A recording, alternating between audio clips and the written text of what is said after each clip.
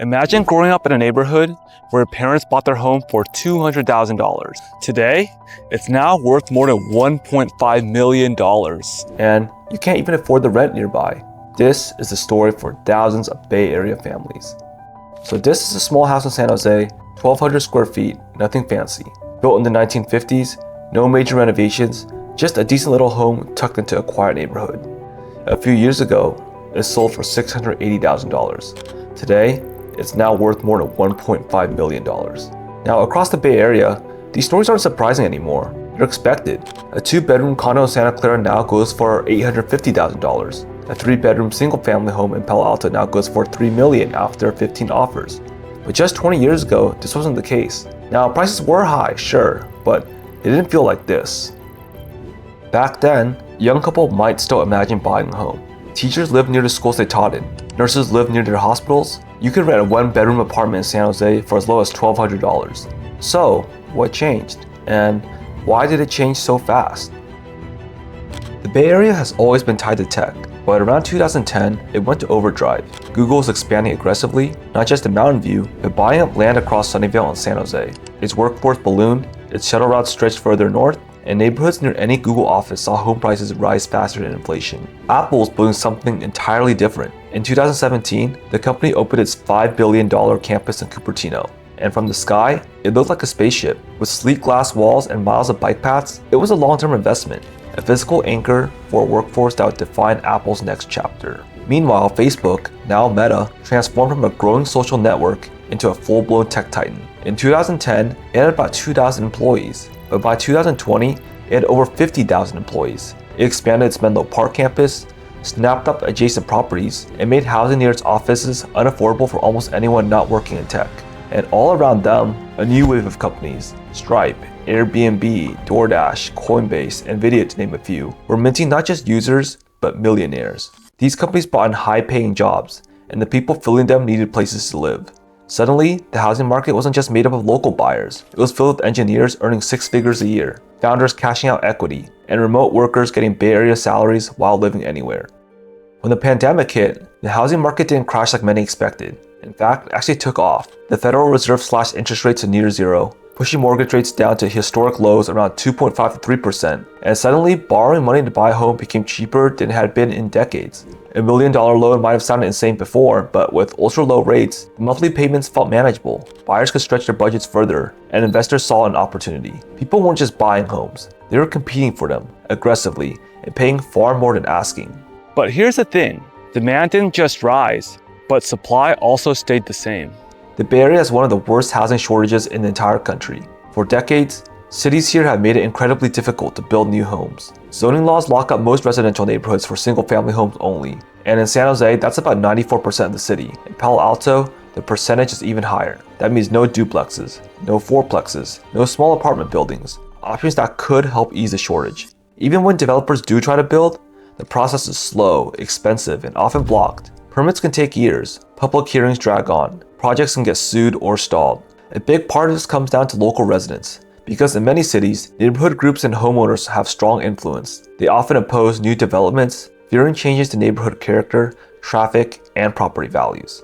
In some cases, residents have effectively veto power, making it nearly impossible for developers to get approval. In one notable example, it took nearly 70 years just to get approval to build a 6-unit building on an empty lot in Oakland. Meanwhile, thousands of new residents arrive for jobs in tech, healthcare, and education, but the actual housing supply barely moves. With more people chasing fewer homes, prices don't just rise, they skyrocket.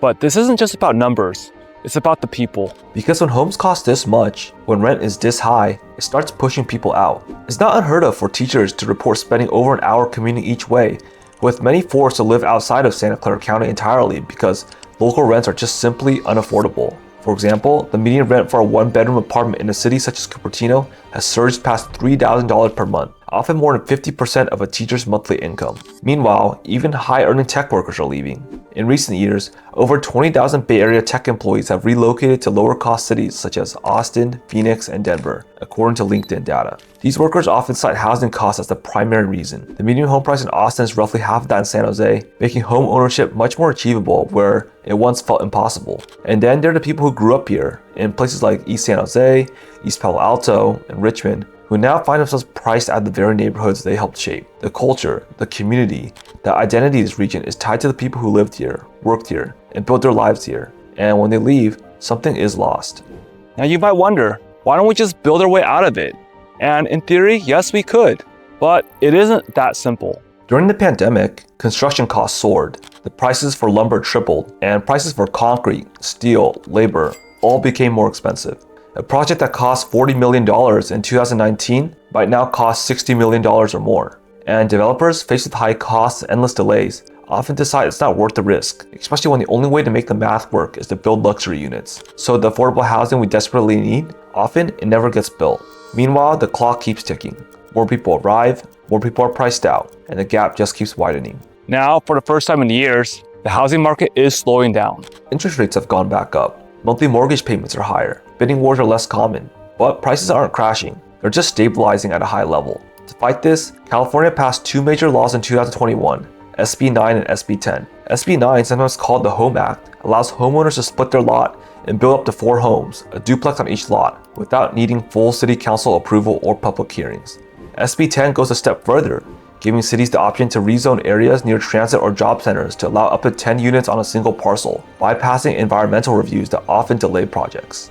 So on paper, these laws are meant to unlock hundreds of thousands of new homes across the state, but in practice, very few have actually been built. Now why? Because many cities have added their own layer of restrictions, height limits, parking requirements, owner occupancy rules. Some homeowners worry that even building a duplex might not even worth the time, cost, or hassle. And as of early 2025, fewer than 100 SB 9 applications have been submitted in major cities like San Francisco, San Jose, and Oakland combined. So while the laws exist, the culture around housing hasn't shifted yet. And until it does, the region's housing crisis is likely to continue.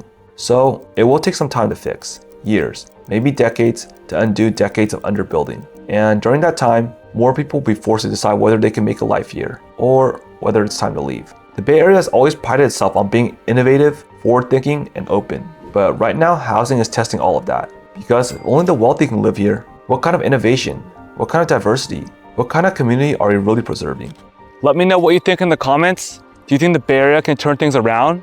Or are things just destined to be more and more expensive? So for more videos of what it's like to live here in the Bay Area, feel free to check out more videos on my channel, and don't forget to subscribe.